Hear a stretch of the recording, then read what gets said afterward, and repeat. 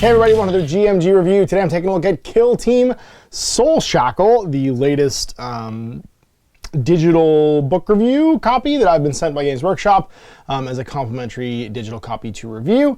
Now this is a new expansion alongside a boarding action style Gallowdark Kill Team train set. Two-player battle box featuring the Hands of the Archon, which is a new Dark Eldar, I guess, Cabalite warband. And the Adeptus Arbites, I think it's Arbites, that have now returned once again in the checklist of things we never thought Games Workshop was going to do again. These aren't enforcers; these are the actual cops, and they are, yeah, the Adeptus Arbites are back.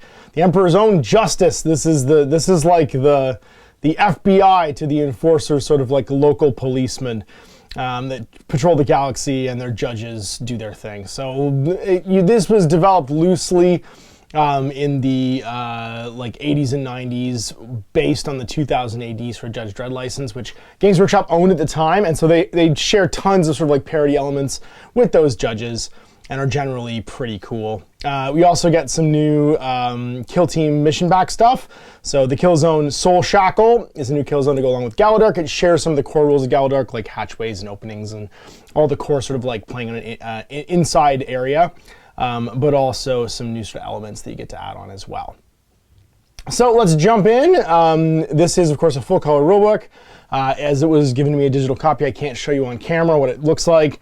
And hopefully I will have a physical copy of the box. I also don't have any miniatures. I can't speak to the miniatures. I can't speak to the new terrain. I'm just reviewing the digital rulebook that I was provided with. So I can kind of talk about that.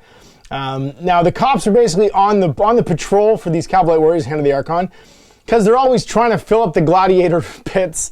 They're kidnapping people. The Gallowdark is just a great example of a place where, you know, they can kind of hunt all kinds of specimens. And as they are real space raiders, they will just jump in and out of where they need to be and kidnap who they need to kidnap. The book itself is divided into 3 core sections. Backgrounds for the teams.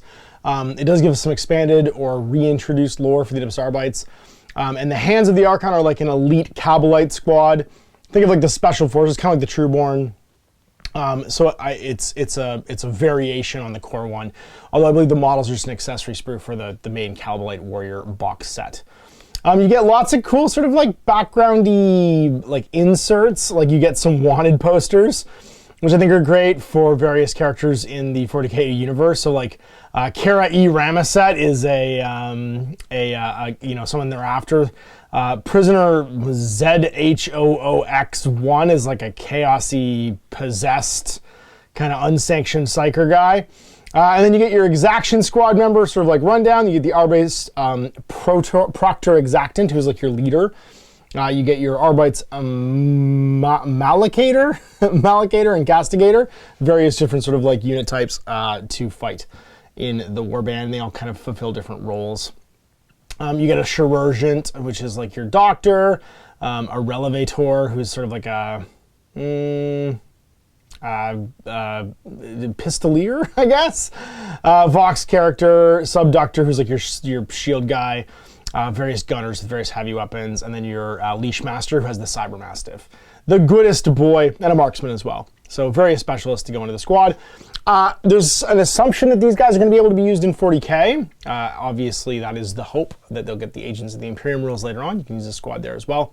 And you get your cool D66 name generator. So like 33, the first name is Cathad Karta, or Herzog Zarunga. Lots of like rando Imperial names that you can generate for the Arbites, which is Arbites, yeah, I think so. Squad quirks, and of course your like, not obsession, but like your station where you're located, and the judgment, like who your formative duties are. So like your judgment could be your excruciators. Each of these Arbites has talent in extracting information. Your thing is you have a true believers in the Lex. With a pious devotion to seeing the Lex Imperialis and Fos, this team is fervent acclamators of justice, so basically believe in the Book of Law, the Imperial Book of Law. And your base operations could be a commandeered transport, whether redoubtable land crawlers, dune skiffs, or atmospheric shuttles. This kill team have brutally commandeered a collection of transports from local merchants, nobility, or suspiciously wealthy community leaders. Basically, they've stolen the A-Team van. taken off with it. So your usual cool background stuff in here. Same for the Cabalites, obviously. You're going to get some cool name generators and a full background thing for your warband. So for instance, if you were part of the Cabalite warband, your name could be, oh geez, 66. It could be Zurul, and then double ones, Sarcel. Or you could be 52, Madrax, and Vrex. So all that same stuff, and then you get your warband generator for like your quirks and stuff too. Like your kill team name, so you could be like Shadowed Talons. Your squad quirk could be 5 Trophy Hunters. The Cabalites amass the most aesthetically pleasing heads, limbs, and flayed skin of the trinkets of their victims. Your background, you could be Desolators. The warriors of this kill team are bound by their shared obsession for the Dark City's most destructive weaponry. And then your territory, base of operations, could be something like a charnel den. These Cabalites have created a horrific lair within a seeping grotto of shell-pocked ruin, stringing it with bloody trophies so that it resembles a nest of some monstrous predator. So basically like the Lost Boys cave. So yeah, usual sort of like kill team stuff for these books. So now that you guys have borne witness to me rolling dice and picking names, because I love that part of this whole thing, let's jump in and actually talk about the warband rules. So starting in the order they're presented in the book, we have the Cabalite Hand of the Archons, and they get a full team of 1 Cabalite Arc Sybarite, and you can give them a combination of weapons, so like a Blast Pistol and Venom Blade, or a Splinter Pistol with either a Venom Blade, Agonizer, Power Weapon, or a Splinter Rifle, and then he's just fighting with like his arm blades. And then 8 Hands of the Archon Operatives. You get a Cabalite Agent, Cabalite Crimson Duelist, Cabalite Disciple of Yelindra, an Alexicant, a Flayer, and a Gunner equipped with an array of blades and one of the following: a Blaster or a Shredder, a Heavy Gunner with a Dark Lance or Splinter Cannon, and a Sky Splinter Assassin. Other than the Agent, which is like the core guy, you can never take everyone once. So you're looking at having your Arch Sybarite, 1 of each of the specialists, so a Heavy Gunner, a Gunner, a Flayer, Alexant. So it's Heavy Gunner, Gunner, Assassin, Flayer, Alexant, Disciple, Crimson Duelist, and then you've got like 2 agents in the Arch Sybarite, it looks like. And that means you could get a group activate out of the group agents. But you only have 9 guys, so it's 8 Hands of the Archon Operatives and 1 Cabalite Arch Sybarite. So you're gonna have 10 models in the box, obviously, but you're only gonna have 9 equipped to the table. Which is weird, because usually it's like you use them all. In this case, you get 9. It's kind of strange. All right, then you get your TAC Ops. Pay the Soul Debt. So reveal this TAC Op for the first time a friendly Hand of the Sybarite or Head of the Archon operative gains a pain token. This is part of their special rules, which I'll explain later. Start a Soul Debt tally, adding 1 to the tally each time a friendly Hand of the Archon operative gains a pain token. If your Soul Debt tally is 7 or more, score a VP. If your Soul Debt tally is 9 or more, score a VP. So basically, it's all about paying off Slaanesh. And then Slave Run is Faction TAC Op 2. Reveal this TAC Op the first time an enemy operative is incapacitated. Each time an enemy operative is incapacitated before it's removed from the kill zone, place 1 of your slave tokens underneath the operative as close as possible to the center of its base. Friendly Hand of the Archon operatives can pick up action on that token while not in engagement range with the enemy. Subtract white from their movement range while they are carrying it, and at the end of the battle, if 2 or more have them, you get 1. If 4 or more have them, you get 2. So you're just trying to capture people who are out of action, basically. And if you get 4 more out of action that you've picked up in your holding, then you've got the full 2 VPs. And then finally, Contemptuous Slaughter.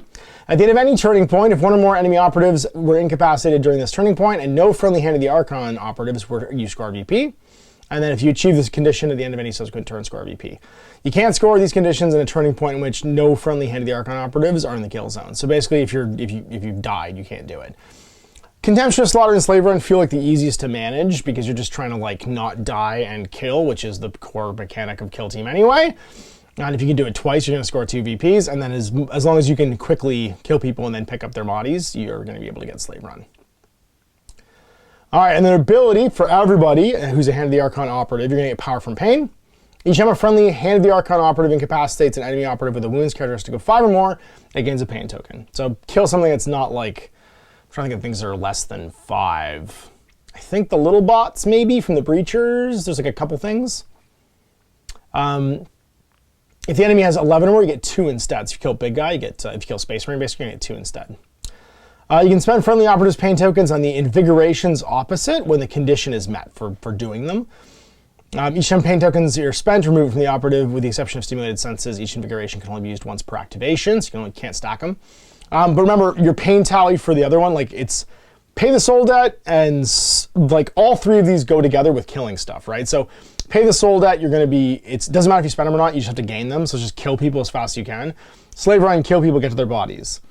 So when you're thinking about combining these three, pay the soul debt, slave run, and contemptuous slaughter all go together pretty well, but you might wanna take like the first two, they probably add together the best. Because you are just space elves, you're kind of flimsy, right? You're the best at not dying. All right, so the invigorations, you got Dark Animus. When you're activated, you get +1 AP. So you're getting 3 AP space elves all of a sudden, which again is maybe why you're capped at 9 models instead of 10. A Vitalized Surge, after incapacitating an enemy operative with the operative. Perform a dash action, even if it is performed a charge action's activation. So that's pretty cool. So that means you could pick up that token immediately if you kill somebody. So really handy for the slave run. And then Stimulated Senses, after rolling one of your attack or defense dice for a combat or shooting attack with the operative, you reroll that die. So you can spend the pain tokens basically to reroll dice in an attack, to make a dash after your activation ends, or to get just an extra AP. All of those are fantastic. All right, ploys. So your strategic ploys for start of turn, you get Blade Artists. Until the end of the turning point, melee weapons gain the rending critical hit. Fleet of Foot. Until the end of the turning point, each time a friendly handed the Archon operative performs a fallback or dash, or normal move action, can immediately perform a free dash after that action, or vice versa.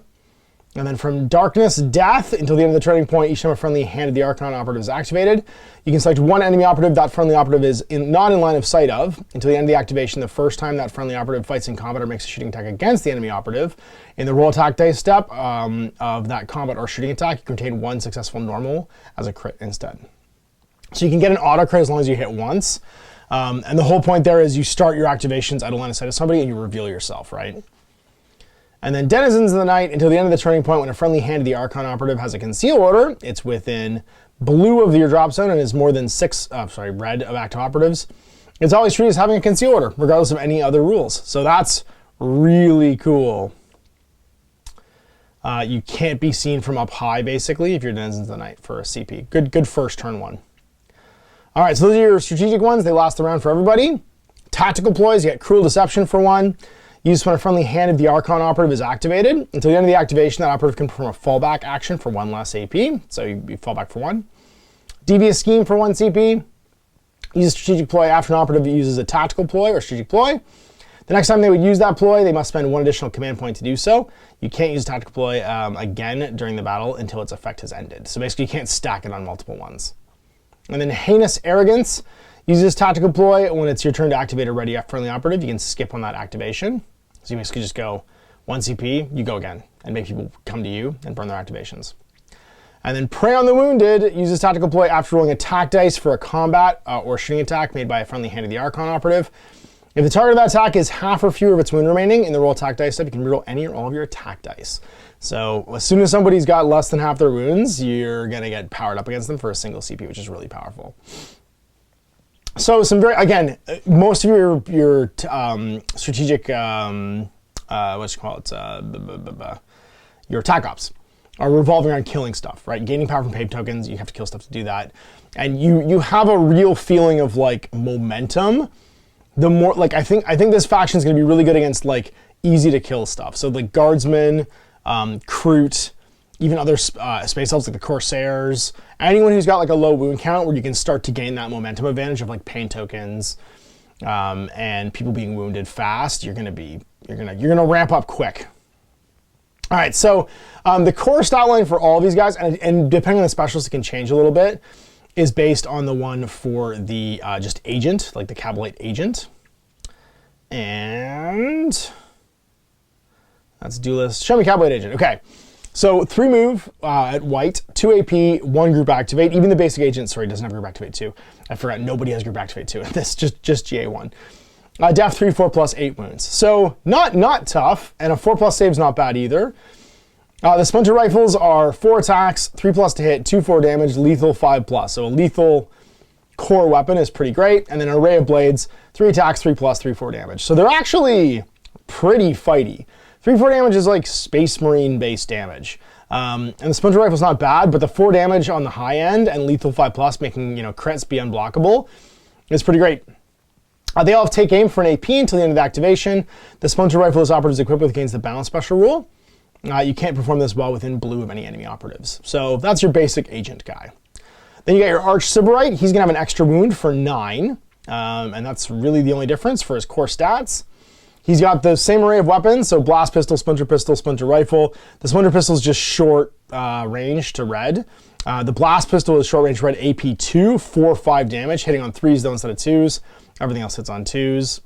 But for melee, he's got an Agonizer, which is 4 attacks, 2+, 3-6 damage, brutal and lethal 5+ with Reap 1.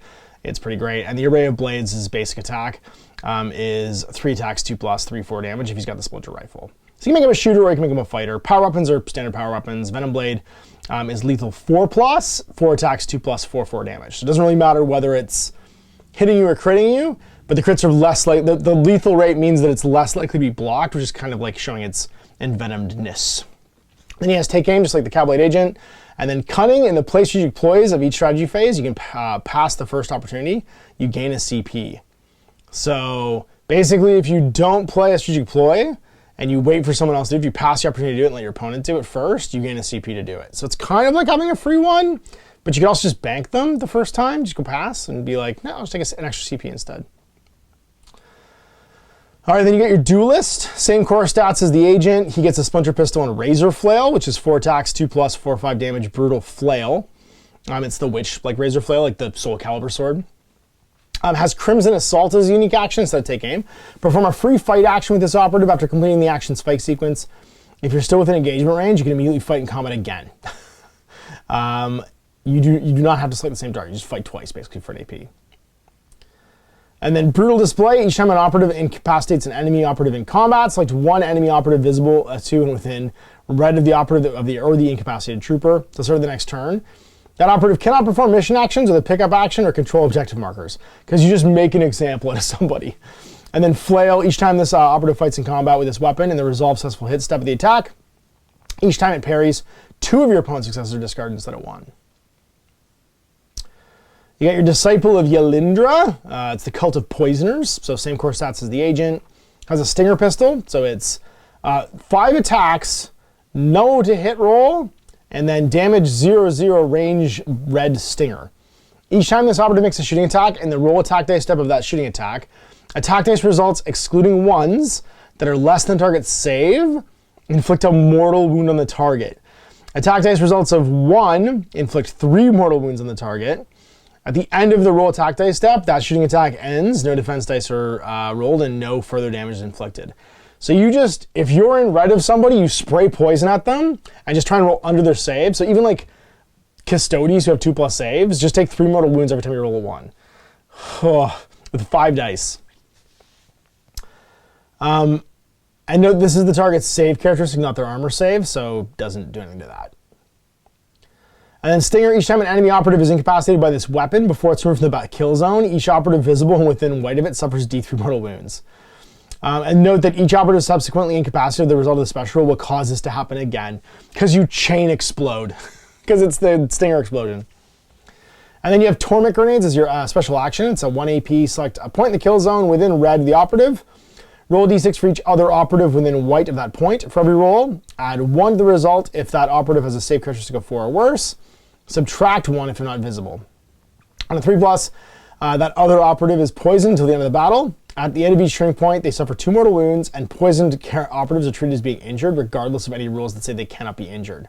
So, yeah, talk about a horrifyingly damaging, like, this is target number 1 for anyone fighting Cabalites, because that grenade is horrifying. And the Stinger Pistol, if you have like low armor saves, if you're like 4+ armor saves, is just mortal wounds. It just melts you.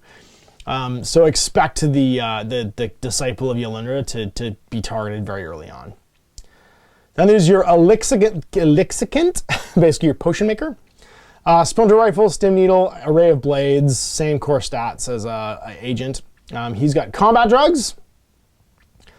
The Stim Needle is 0/0 damage, range, blue, lethal 3+, and does stun, which is interesting. So it's just a stun gun, basically, that you can shoot with. 4 attacks, 3+, 0/0 damage. but it's lethal 3+, it's hard to block. If this operative is selected for deployment, select one of the following abilities for friendly hands the Archon operatives to gain until the end of the battle. So everybody gets this if you take this guy. Either Painbringer. Each time this operative would lose a wound as a result of an attack that inflicts damage, roll a d6. On a 6, the wound's not lost. Or add white to the movement characteristic. Hypex or Painbringer.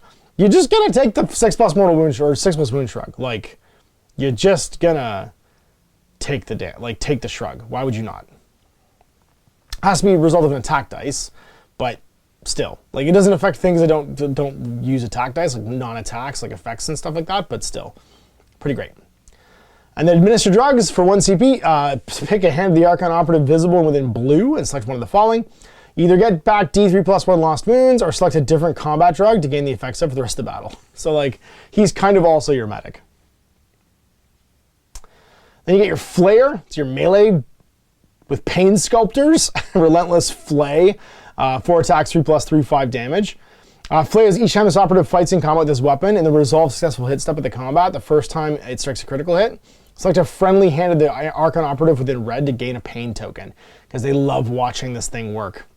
And then it's insensible to pain. Each time an operative fights in combat or shooting attack is made against it, subtract 1 from both damage characteristics of the weapon to a minimum of 1. Your gunners, it's just an agent that can take either a blaster or a shredder. The blaster is the same as the ones in the compendium, but it's 4 attacks, 3+, 5, 6 damage, AP2. The shredder is 5 attacks, 3+, 3, 4 damage, blast, white, rending. Doesn't have aim though, which is interesting.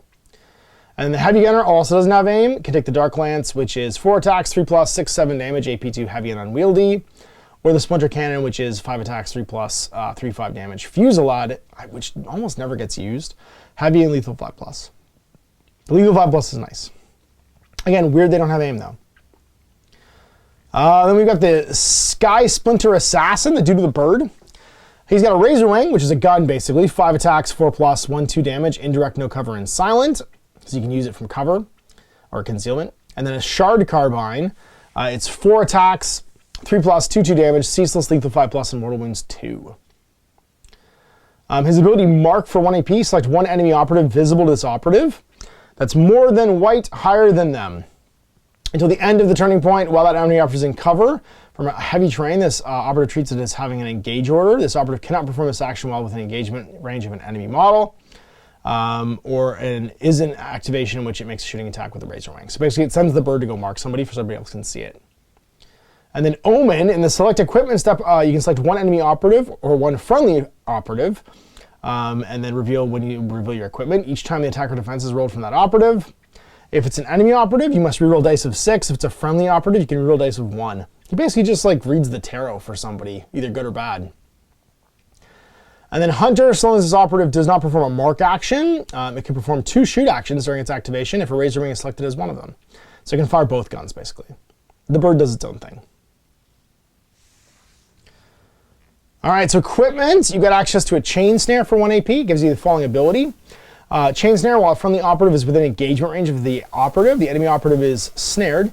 Each time they would perform a fallback, roll a d6, subtracting 1 if they have a higher wound characteristic than this operative, and adding 1 if that enemy operative is injured. On a 4+, the enemy operative cannot perform the action, but no action points are subtracted. So basically, if you're bigger and stronger, you're better to get away. Anyone can have that. Wicked Blade for 1, you get an array of blades. You get to add 1 to its attack characteristic. Toxin Coating for 1 or 2. Select 1 melee weapon this operative is equipped with, and they gain lethal 5+. If you would select array of blades, it costs 1, otherwise it costs 2. So you give your power sword, I guess it already has lethal 5+, give it to like the flail. Refined Poison for 2 or 3. None of these are singular so far. It's just the grenade launcher actually that is. Select 1 Shard Carbine, Splinter Cannon, Splinter Pistol, or Splinter Rifle the operative is equipped with. Add 1 of the normal damage characteristic of that weapon for this battle. If you select a Splinter Pistol or Splinter Rifle, the equipment, it costs 2, otherwise it costs 3. It's like your heavy weapons cost more, obviously. Plasma Grenades for 3 EP, 4 attacks, 3+, 3, 4 damage, range 6, red, blast white, indirect limited. The Phantasm Grenade Launcher, you get the following action during the battle, 1 AP Phantasm Grenade. Select 1 point in the kill zone within red of the operative, roll a d6 for every operative within blue.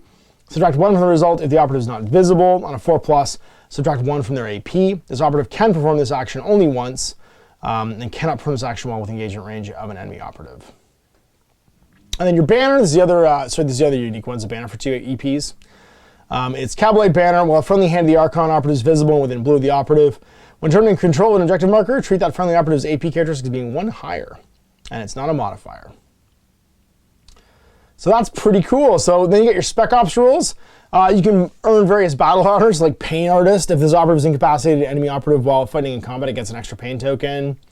Conniving. Each time this operative is activated, it can use the Cruel Deception tactical ploy for it without spending any command points. You've got your rare equipment, like Ghost Plate Armor for 3+ save, a Living Trophy, get a pain token at the start of the battle. And then, of course, you've got your extra cool places you live, like strategic assets, a Shrine of Suffering, a Laboratory, a Toxin Cryo Distillery, all kinds of neat stuff. And then you can requisition things, obviously, to get yourself like extra stuff added to your tallies. Keep an ambition tally for each of those operatives, adding 1 to the tally each time the incapacitated enemy operative. At the end of the select kill team step, if the friendly operative with an ambition tally lower than the other, they gain a pain token for the battle. So basically your guys like are between games keeping track of how many people they kill, and the people who are lower gain pain tokens at the start because they're jealous of the people who are higher. Neat stuff like that. And those are the Spec Ops trying to do. All right, we are on to the Arbites, the Exaction Squad kill team. Oh, sorry, I should have said, so the Exaction Squad can do Security, Seek, and Destroy as their potential mission, or their attack up types. I don't think I said the ones at the beginning. I can't remember if I did, but I'll go down real fast and grab them. If you are playing a Hands of the Archon kill team, you can select from Recon, Security, and Seek and Destroy. So a bit more options than the Arbites have. Now the Arbites kill team, you of course have access to your leader, the Arbites Proctor Exactant, and then 10 Exaction Squad operatives. But remember, that's going to include the Cyber Mastiff. So it's really 9 guys and a dog. Although I guess you could not take the dog and have extra castigators instead, and have 11 guys, like 10 guys and an Exactant. But I think the intent is you're going to have the dog. Your kill team can include up to 2 gunners and up to 4 Arbites Subductor operatives. Other than that, Arbites Gunner, Arbites Subductor, and Arbites Vigilant operatives. Your kill team can only include each operative above once. So the Proctor can have a shotgun and repression baton, or a Dominator Maul and assault shield, so you can do a melee or shooty. And then your gunners can have a grenade launcher, a heavy stubber, or a Weber. And everybody else just gets the gear they're armed with. All right, TAC Ops. Seize or incapacitates your first one. Reveal this TAC Op at the target reveal step of the first turning point. Select 1 enemy operative to be the criminal. If that operative is incapacitated before it's removed from the kill zone, place 1 of your criminal tokens underneath the operative as close as possible to the center of their base. Friendly Extraction Squad or operatives, excluding the VR Cyber Mastiff, which I think is weird because he would drag somebody off, can perform the pickup action on that token while not within engagement range of the enemy. Subtract 1 from their movement, run white from their movement while they're carrying it. If they're incapacitated, you get 1 VP. If at the end of the battle, if a friendly operative controls the criminal token, score an extra 1. So if you take out your criminal, basically, you mark somebody out, you get 2 VPs. Very Arbites, Arbites, I'm into it. Contain threat, reveal this in the target reveal step of any turning point. At the end of the turning point, if every enemy operative in the kill zone is within red of your opponent's drop zone and or within white of one of your operatives, score 1 VP. So if you've like closed in on everybody and they're all in their half of, or within like red of their drop zone. If you achieve this first condition at the end of any subsequent turning point, score 1 VP. That seems really hard to do, especially for like a human kill team. So I probably would never take that one. And then gather evidence. You can reveal this TAC Op the first time a friendly operative performs the gather evidence action below. At the end of the battle, if 1 or more friendly operatives that have performed the gathering evidence action have been incapacitated during the battle, you score a VP. Have not been incapacitated, sorry, you score a VP. If 2 or more, then you score an extra VP. So if 2 people gather evidence and survive, then you do it. And you can do that action. It's 1 AP. The operative can perform this action while it controls an objective marker that has not been examined by your kill team. If it does so until the end of the battle, that objective marker has been examined by your kill team. An operative cannot perform this action while it's in engagement range of the enemy. And then Malactor, Revelatum, and VR Cyber Mastiffs cannot perform the following mission action. So you're trying to just investigate 2 tokens. So like, get the criminal, gather the evidence seems like the two kind of no-brainers. The contain threat one seems significantly harder. And then your squad ability for the exaction squad is Ruthless Efficiency. Each time a friendly operative with this ability makes a shooting attack with a weapon that doesn't have the blast special rule, or the word grenade in its name, in the select valid target step of the shooting attack, enemy operatives within red of it can have other friendly operatives within engagement range and still be selected as a valid target. They must still be a valid target by other means. So you can shoot guys you're engaged with if you're within red. You can shoot into combats if you're within red, basically with no penalty, because you're just used to like efficiently shooting into that. All right, strategic ploys, you have 4. The first one's called Guilt Reveals Itself for 1 CP. Until the end of the turning point, each time a friendly exaction squad operative makes a shooting attack, enemy operatives must be more than 2 instead of white from it to be in cover. So you're basically just like, you're better at shooting things out of cover. You see stuff better, I guess, for 1 CP. Inviolate Jurisdiction for 1 CP until the end of the turning point. Each time a shooting attack is made against a friendly exaction squad operative, it's within white of an objective marker or enemy operative. And then remember, you can shoot into combat if you're close enough. In the roll defense dice step of that shooting attack, you can roll one of your defense dice. So the Guilt Reveals Itself, probably not great for the Gallowdark terrain. The Inviolate Jurisdiction is probably pretty great. And then Dispense Justice for a CP. Each time a friendly exaction squad operative fights in combat in an activation, including an enemy activation, in which it's not moved more than its movement characteristic, in the roll attack dice step of that combat, you can reroll one of your attack dice. So basically, as you just like slowly grind forward. And then Terminal Decree, until the end of your turning point, each time a friendly exaction squad operative makes a shooting attack against an enemy operative within 2 white of it. In the roll attack dice step of the shooting attack, you can reroll one of your attack dice. So yeah, like you basically have like an offensive, people are going before me or I haven't moved very far, or defensive, because you can reroll attack dice in melee too. So it's kind of a melee one with Dispense Justice.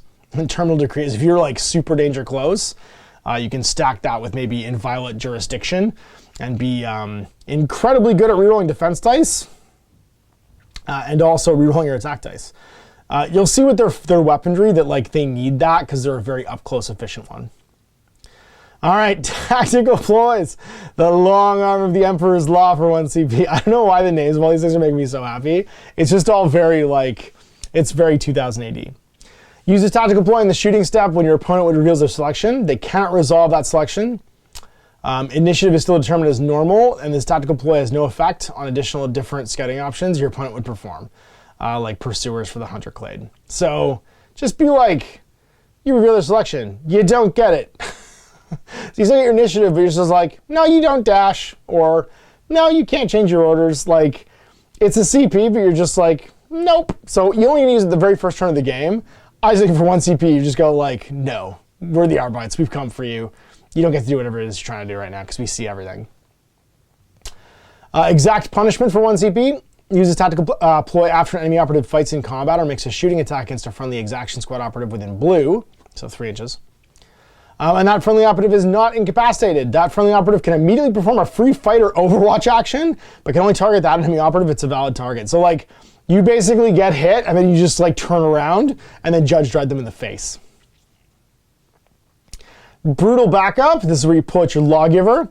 Use this tactical ploy when a friendly exaction squad performs a fight action with the combat support. One of the friendly exaction squad operatives that provided combat support can immediately perform a free fight action, but can only target that enemy, and only if it's a valid target. So if you're ganging up on somebody, after you fight, you spend a CP, the other guy makes a free fight action, even if he hasn't activated yet. Because you're just ganging up and putting the boots in, medium style. And then it's Execution Order for 1 CP. Use a strategic ploy when a Proctor Exactant operative is activated. Select one enemy operative in its line of sight until the end of the battle. Each time a friendly exaction squad operative fights in combat or makes a shooting attack against that enemy operative in the roll attack dice step, you can reroll any or all of your attack dice. You can only use this once. So you just go tac ploy, criminal, and then you see him and you go execute, and then everybody rolls everything against that guy until he's dead. I think I love that one. I like all of these ploys because they're just very like, they're very cinematic, like they hit and then get hit and then hit back. Like do like the Jason Voorhees thing where like you just get knocked down, then you just sit back up and pull the machete out if you start hitting people. And the Brutal Backup where like the second guy jumps in. Very cool. All right, so let's talk about the actual core Arbites guy, and Arbites, sorry, guy, and everyone's stat line is going to be sort of based off this. So, unfortunately, they're the last ones. I have to scroll through all the first ones and get to the very beginning. And it's a Vigilant. Okay, so they all get Ruthless Efficiency. They've got 3 movements, 2 AP, 1 group activate. There's no 2 group activates. Combat Shotgun, it's got 2 ranges. It's just like the boarding shotgun. They're Def 3, 4+ save, 7 wounds. So 1 less wound than the Cabalites. So it's close range. It's 4 attacks, 3+, 4/4, but it's only a 6-inch red range. And then at long range, 4 attacks, 5+, 2/2. So that's why they get this like Ruthless Efficiency, because they need to get up close to fight. No bolters. Weirdly, because you could give Arbites bolters in the old days. And then a Repression Baton, it's 3 attacks, 4+, 2/2 damage. So consistent and not great. And everyone's based on this. So like the Vox Signifier is your radio operator. Actually, no, you know what? We'll go back to the top, actually. We'll start with the boss, because he'll make everything make more sense. So your Proctor Exactant, got an extra wound for 8 wounds. Has a Combat Shotgun option, or the Repression Baton, and then the second one is the Dominator Maul and Assault Shield. It's 1 profile, and you fight offensive or defensive with it. When you fight offensive, it's 4 attacks, 3+, 4/4 damage, lethal 5+ with stun. If it's defensive, it's the same stat line, but instead of lethal, it's got Repress and Shield. Repress is each time this operative fights in combat with this weapon, if you're the attacker, i.e. you're not operative, if both operatives have this special rule, each time this operative fights in combat with this weapon, you are the attacker if you're repressing. So you will basically apply your dice first, even if you're not active. And that's very cool.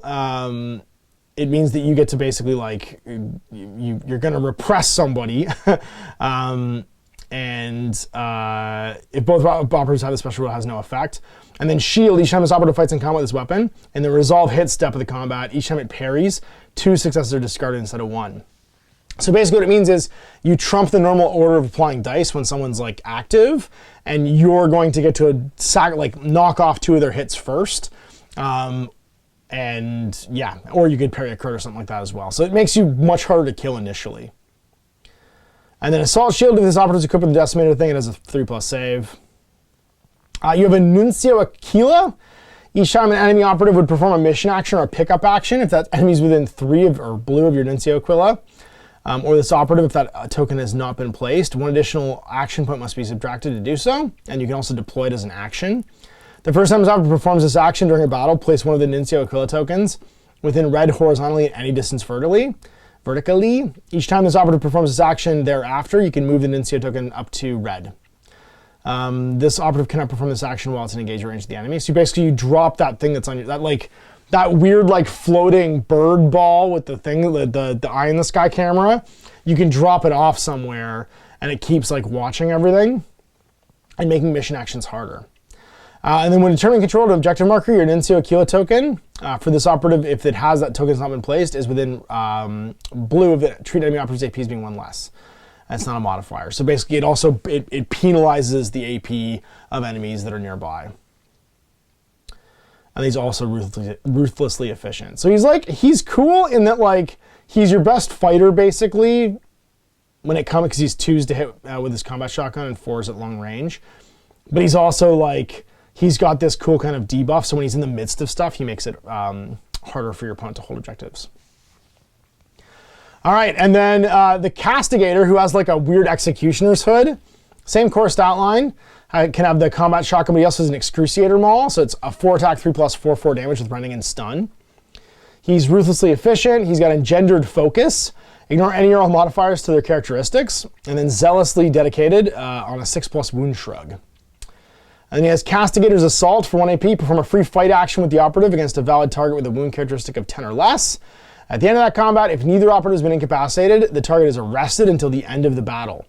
While the friendly Exaction Squad operative is within engagement range of no more than 1 arrested enemy operative and no other enemy operatives, that arrested operative cannot perform any actions other than pass. Operatives that can be performed with this action cannot themselves be arrested. So basically, if he beats on somebody that is 10 or less wounds, he just like isolates and neutralizes them as long as nobody else comes nearby to free them. He just handcuffs somebody. I think that's amazing. I mean, he can't do it to a Space Marine, obviously, but like anybody else, he just puts the cuffs on and they just stands there and like holds them in one place. And he can just keep beating on him too if he wants. Then you have your Chirurgent, which is your medic. He's got a combat shotgun and repression baton, and then he's a medic, which is the usual, like if someone dies, he can dash, bring them back to life. And then a med kit to bring back 2d3 wounds within black. Gunners can have grenade launchers, heavy stubbers, or Webbers. Same core stat line as the basic guy. The grenade launcher is 4 attacks, 4+, 4/6 damage, AP 1. It's like a crack grenade. And then heavy stubber, there's no alt fire either. The heavy stubber is 5 attacks, 4+, 3/4 damage, ceaseless, fusillade, and heavy. And the Weber is 5 attacks, 3+, 2/2 damage. It's only got a red range, but lethal 5+ and stun. And the Leashmaster, who comes with the dog, he's got a combat shotgun and repression baton, like everybody else. He's ruthlessly efficient. He's got a handler. Each time this operative is activated, you can also activate a ready friendly Cybermastic operative at the same time, complete their actions in any order. And then attack patterns, you can choose whether which attack pattern the Cybermastiff has for the battle when you deploy him. So he's either aggressive, relentless for his melee weapons, swift, adds white to his movement, or defenses, improve its save by 1. And then he has command for 0 AP. Select one friendly Cybermaster operative within red and change its attack pattern. So he can freely switch up the attack pattern on the Cybermastiff, who has the same core stat line as a regular Arbites, but you could make him 3+ save.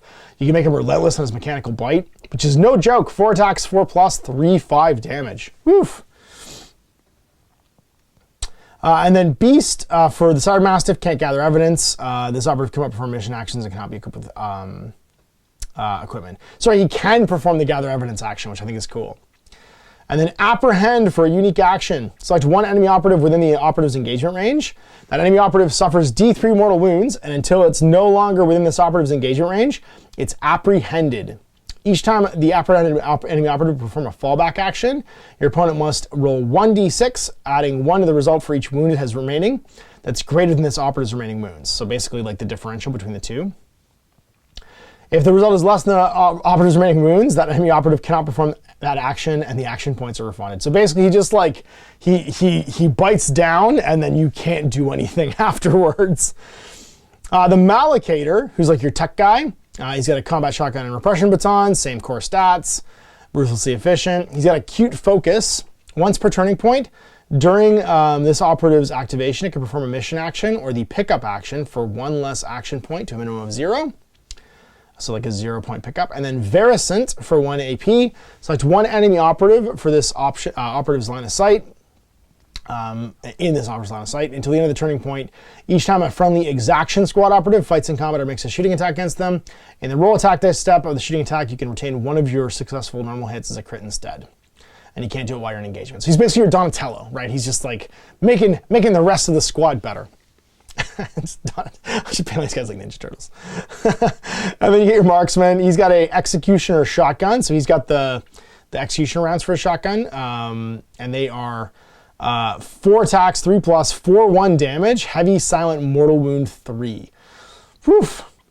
And then Repression Baton, ruthlessly efficient. He can take aim just like the Eldar can to gain balanced. Then you have your Revelatum, who's like your reconnaissance guy with his shot pistol. 4 attacks, 3+, 3/1 damage, mortal wounds 2. I love that he's got like a little like shotgun pistol. It's the Lawgiver. It's basically the Lawgiver. This is my favorite miniature in the whole thing. He's got a cool helmet. He's first in the field at the end of the initiative phase of the first turning point. This operative is wholly within your drop zone. It can perform a normal move as if it could fly. Woof. And then a Soul Guilt Scanner for 1 AP. It's a unique action. Select an enemy operative visible to and within red of the operative until the end of the turning point. Friendly exaction squad operatives visible to and within blue of this operative. Treat the enemy operative as if it had an engage order. So basically, if someone's concealed, he scopes him out. That's gonna be really handy for your gunners, and obviously just getting ahead to like do those mission actions like gather evidence and stuff. This guy's the perfect guy for that. And then your Subductor, who's your melee guy. He's got the Shock Maul and Assault Shield, same offensive and defensive stats as the bosses. He's just a regular guy with that weapon loadout. And the Vigilant, obviously, is the other regular guy. You get your Vox Signifier, who's your comms guy, combat shotgun repression field. He's all, or repression baton. He's also got the present Vox relay you can call back. Select one friendly exaction squad operative, visible to this operative, and add one to its AP. Can't perform it while engagement. Then equipment, you can get anybody a shot pistol, and I love these shot pistols, but it's not as good as the Scout one. It's 4 attacks, 4+3 damage, range red. So it's cool, but it's not Mortal Wounds shot pistol cool, because this guy's got his scoped, like he's in Tango and Cash. I made a Tango and Cash reference. Go watch it. It's just the truck they drive at the end of the movie is just fantastic. Reinforced Mirror Visor for 1 AP. You can ignore any roll modifiers to your APL, and you're not affected by stun. Manacles, you can arrest for 1 AP, perform a free fight action with this operative against a valid target with a wounds characteristic of 7 or less. At the end of that combat, if neither one's incapacitated, the target's arrested until the end of the battle. So basically you can, for 1 AP, buy the ability that your big body man can do. Strobing Phosphorlumen for 1 AP. Each time an enemy operative visible to and within red of the operative fights in combat, or makes a shooting attack against a friendly exaction squad operative within white of this operative, and the roll attack dice up at the combat or shooting attack, your opponent cannot reroll their attack dice. Basically, it's like a strobing, like almost like a flashbang. Frag and crack grenades, as standard for everybody else. Stun grenades, same idea. It's basically the same as the Soul Shard launcher. It's within red. You're -1 APL on a 4+. -1 if they're not visible to the target point. And then campaign stuff, your battle honors, you can be like a Pre-Saint champion by improving your weapon skill. You join like the Pre-Saint boxing league. Judicious efficiency for the purpose of the ruthless efficiency rule. Enemy operatives do not need to be within red of the operative. You can shoot into combats from however far away. You can get cool rare equipment, like a flak weave greatcoat for your Proctor Exactant to give you -1 damage characteristics. A relic silencer for your shot pistol or scope shot pistol. I don't know how you silence it. I mean, how do you silence a shotgun? That doesn't make any sense. I mean, it's the future, space magic. You can somehow silence a shotgun. I mean, you could maybe suppress a shotgun. I don't think it would be. Some gun expert's gonna disagree with me. It feels like it would be incredibly difficult to do. A last breath gas bomb. It's a 4 attack, 3+1/3 damage. Range red blast, lethal 5+, indirect and limited. So you can just like poison everybody with a gas bomb. And then you've got your cool locations you can all live in, like a portable bibliocrypt, a writ of judgment. That's what strategic assets. You just get like a piece of paper that says I do what I want. You get the Ron Swanson piece of paper. It just says I can do what I want on it. I do think that this, and then requisitions, you can have a monopoly on justice. If your kill team is currently conducting Operation 1 of a Spec Ops campaign, and you do not score any victory points from one or more of your operation specified tact ops, select one of those tact ops, and you just score it. You just go, meh, I did it anyway. It's so funny. And that's it. So far, how do these two teams feel? Well, the Cabalite one just feels like better Cabalite warriors. It just feels like they've given like a better power from pain, tuned in their strategic ops better, and it's just like an enhancement for the Cabalites one. The Cop one is fantastic. The Cop one feels like it fights like the Breachers do because their equipment's kind of similar, but they have a bunch of special skills as opposed to the tag teamy skills the Breachers have. These ones are all just about not caring about the rules and being like, we're the cops, we're here. I think the arrest special rule is one of the weirdest, coolest rules. I'm glad it doesn't apply to like Marines or Custodies or anything big, because it would have not made sense if you could do that. But being able to just like walk into a room against a lone scout and be like, manacles, you just slap the cuffs on him. I think that's like fantastically weird, cinematic kind of rule that I like in this style of game. And I think it fits them perfectly. So I'm excited about this kill team in particular. The Cabalite one just feels like it upguns the basic Dark Eldar Cabalite warriors, but this one, the Cop one feels real good. I'm excited. And I mean, Space Cops, they're a real army. They should be at least. They're next after squad. So then we're into the Gallowdark terrain rules. The same core Gallowdark terrain rules get reprinted in here. So the idea being that if you have the core rule book, then you're going to be able to play with this book in this box and still use the terrain that comes inside. New things, the breach points. There's basically an insert where it's closed or open. You can melt holes in walls to go through it. An open breach point's access point does not provide cover, nor is it obscuring. The walls on either side of the access point must be used instead. And you can plant, if there's breaching points in the game, then you get a special action for everybody. It's a mission action, plant charge for 1 AP, detonate charge for 1 AP. And things might be bad when you detonate the charge. Things within yellow, like blue of it, could also explode. So don't be standing behind a breaching point when it goes off. You get your consoles, which are basically just if you're within one of it, you can perform mission actions. And there's the hatchway jammer, which is kind of cool. It's the alien isolation, like hatch locks that they put out, where you can jam a hatchway and it cannot be open. You can't perform the operate hatch on the same side as or on the opposite side of a hatchway jammer. So if you put a hatchway jammer down, you could still operate the hatch on the outside and open it and it goes away. But if you're on the other side, you can't perform the operate hatch thing because you basically just like shut it down. And that's all the new Gallowdark stuff. Then you get some special campaign missions for playing on this new terrain, which are great. Most of them involve the new consoles, obviously, and then like securing, like using breaching points and closing doors with the hatchway jammers to try and like mess up your opponent's ability to access those consoles. And that's really it. That's where we're at in here. So cool new terrain. I like that I really like the way they're kind of layering in this additional content with the terrain pieces on top of it. There's 9 new missions that I'll kind of use that. It means, one, I don't have to paint a whole new set of Gallowdark. Like once you've painted, if you have one of these Gallowdark terrain sets, you can paint the first one and then just paint the new kill teams and stuff. If you have a boarding action terrain set, you're just gonna paint, like you're gonna get more obviously to play on, but you're just basically just gonna have to paint the additional like small components that come in it, and then you're ready to play. So hopefully this box will show up at some point. I can do a Let's Play on it. I'm really excited about the Arbites kill team, obviously in particular.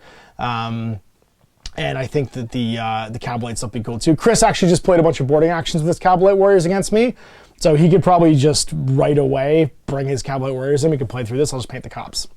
And I think that'll be super fun. So what do I think so far? Upgunning the one's cool. I always love when they bring back kitschy stuff like the Arbites and the classic like Worm miniatures. I have all my old Metal Jazz Goodwin ones still too from 2nd edition that I'll probably paint up at some point when I do like a Throwback Thursday. But it's cool to see these back in the field. And they're going down the list of things that they're bringing back from the past. So I'm excited to see the 40K rules for these guys as well. So there it is. I'm excited about this release. I think it's good that they're using the interior combat stuff to introduce these weirder teams that don't make as much sense being on a battlefield. Like the first kind of arc of all of the kill team stuff was forces that felt like they'd be in a war against each other. This like more claustrophobic one, I like that they're using weirder teams like this, and I hope they continue to do so. So maybe the next one will be Rogue Traders. Maybe they'll bring back the Rogue Trader frame. Who knows? I think that'd be awesome too. So there it is. Big thanks for watching. Big thanks to GW for the complimentary digital copy to review. Until next time, I'm Ash. Have a good gaming. Hey there. I hope you enjoyed that video. There are tons of other games already recorded for you to watch. Click over to my channel page if you haven't already, and have a look through the dozens of playlists full of videos. I guarantee you'll discover a game you haven't seen played before. I put out new videos 7 days a week, and every day is themed to a different genre as I continue to explore the wider world of gaming. Of course, none of that's possible without you, the viewer, so click a like and subscribe if you'd like to stay on top of what's happening here daily. My 2 kids and I are massively grateful to be able to have the flexibility of this job so I can always maximize my time with them. If you want to support me continuing to put out this content, it's only possible because of my amazing backers on Patreon who support the studio, equipment, and model cost, as well as being how I make the bulk of my living. You can also help out by buying a t-shirt through Spreadshirt, a measuring gauge or widget from Death Ray Designs, or buying one of my games and supplements like Last Days, Gamma Wolves, and Blaster. As a way of showing my appreciation, patrons get early access to new games and supplements that I write throughout the course of the year. Huge thanks for watching. It really does help out, and happy gaming.